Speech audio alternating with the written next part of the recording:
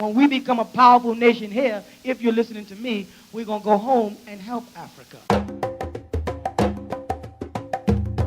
Because that's our job. We have to go home and help our brothers and sisters.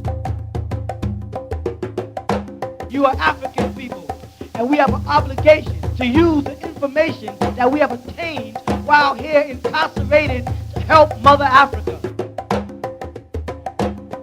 All we have is each other. We got to work our way back to Mother Africa and build from there. Because when we got our feet planted on the soil that we came from, only then will we be strong.